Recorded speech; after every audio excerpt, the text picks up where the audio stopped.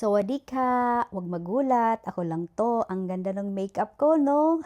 Nagtataka ka ba kung anong gagawin ko dito? Ay, edi magpo-photoshoot ang lola mo. Kaka-birthday ko nga lang at sinabi ng aking Diyosawa na ako daw ay kanyang reregaluhan ng 5-day trip dito sa Bangkok. Abay, syempre hindi na ako tumanggi at kasama na rin dito ang pagpo-photoshoot dito sa kanilang traditional costume. At bongga, may pa-bonus pa. Ipag-shopping daw niya ako. Kahit anong gusto ko, alam mo naman dito sa Bangkok, napakadaming pwedeng bilhin, daming tiyangge, ang daming pagkain. Ikaw nang bahala talaga. Syempre, hindi na natin tatanggihan yan. Blessing yan eh.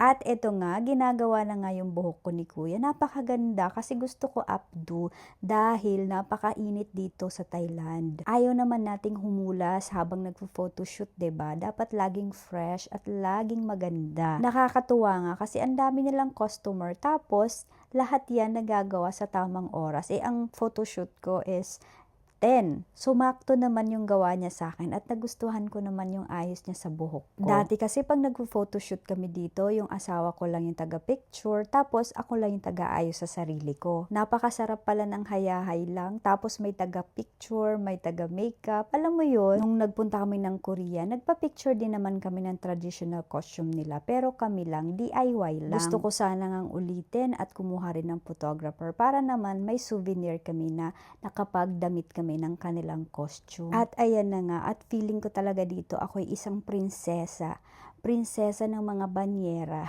At ito nga, naglaro na nga ako ng ganda-gandahan. Syempre, feeling ko dyan ay ako'y lokal, ako'y Thailander. Napakababait talaga ng mga tao din dito. Napaka-smiling face, tapos napaka-sweet. Kaya for sure, babalik-balikan talaga to. At nandito na nga kami sa loob ng Wat Arun, kasama na nga ang aming photographer at meron siyang isang kasamang assistant. Diyos mio Marimar, mapapalaban tayo sa posing dito kasi napakadaming mga magagandang pwesto na pwede nilang pagpicturean sa akin. At kung gusto mong magpa-picture din ng ganito, pumunta ka lang dito, napakadaming photographer at daming mag-o-offer sa'yo, ang daming mag-o-offer ng damit, magpo-photoshoot sa'yo. Kaya subukan mo, napakaganda. At ito nga, napapasubo na at napapalaban na ako sa mga posing kasi hindi ka rin naman mahihirapan dahil tuturuan ka din naman nila kung anong ipopost mo. At kung mahiyain ka, hindi ka mahihiya dito. Alam mo bakit? Kasi lahat ng mga tao dito may sariling mundo, nagpipicture-picture ng kani-kanilang mga posing, ng kani-kanilang model,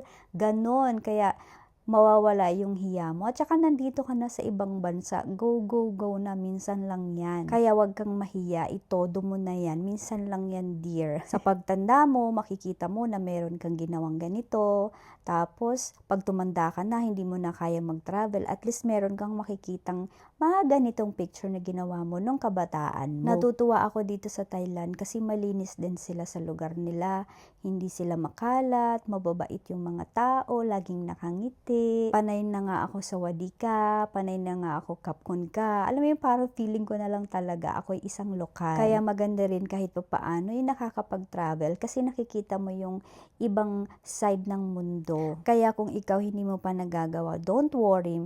Darating din yung time na makakapag-travel ka. Hindi man ngayon, pero darating din yun. Nakakatuwa din itong aking photographer kasi babae, hindi ka mahihiya. Sobrang galing din kasi talagang tuturuan ka niya kung anong gagawin mo. Masasabi ko napaka worth it niya talaga para itry mo naman. Minsan lang naman natin yan magawa sa buhay natin. Gawin mo na. Kasi ako talaga, mahilig akong mag-picture. Gusto ko talaga laging may picture. Para meron akong nababalik-balikan, natitingnan. Mga memories pa na dating ginawa ko, ginawa namin. Yun lang kasi ang hindi nagbabago. Lahat ng bagay sa mundo nagbabago. Pero yung mga picture alaala, andyan lang yan palagi. Meron kang remembrance na dati ikaw ay isang Diyosa. Salamat po sa panonood mga kaibigan.